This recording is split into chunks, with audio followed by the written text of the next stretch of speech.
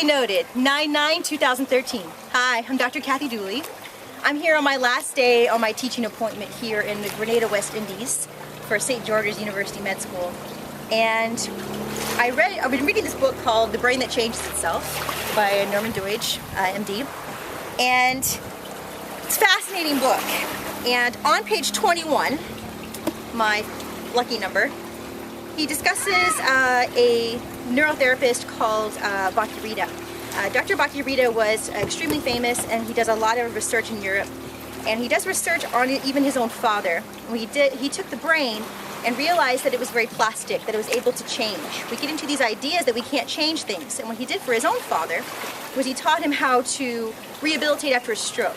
He was told his father would never walk again, never talk again. And what he did was he had him start to crawl. So I'm on this pier here. I'm going to take this book, I'm going to bounce it on my back, and I'm going to tell you why crawling actually is very helpful for neuroplasticity.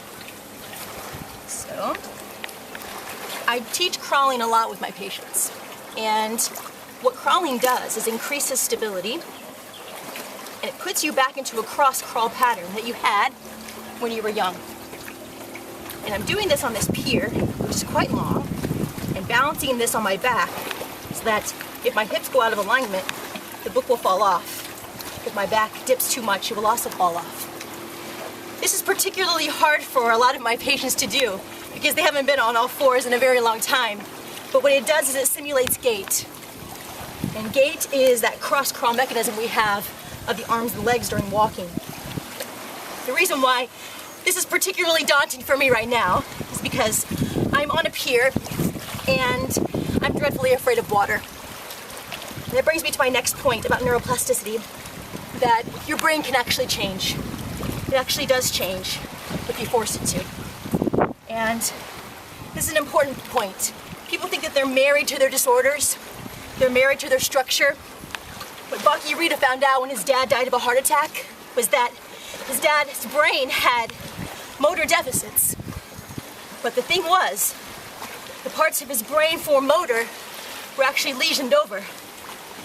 But what he noticed was he was able to retrain his dad to walk, to talk, all starting with crawling, then mimicking everyday activities and forcing his dad's brain to work.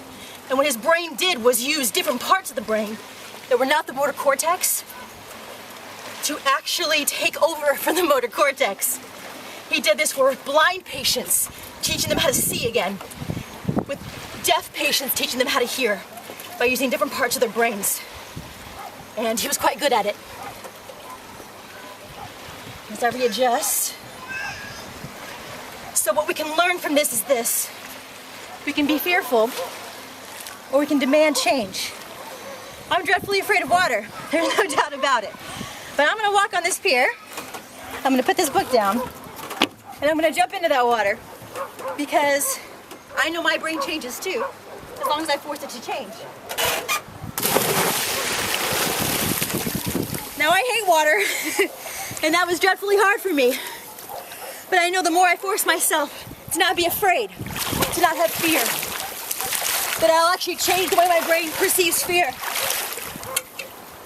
And it will start to be less fearful. It won't hurt as much anymore. So hopefully you'll today do something that makes you feel a little scared and get over that fear. You can change your brain. Don't marry your diagnosis. Don't marry your stroke. Don't marry Parkinson's. Those things are all can be changed with rehab. So find yourself a good rehabilitative specialist if I can help. Please email me. Dr. Kathy Dooley.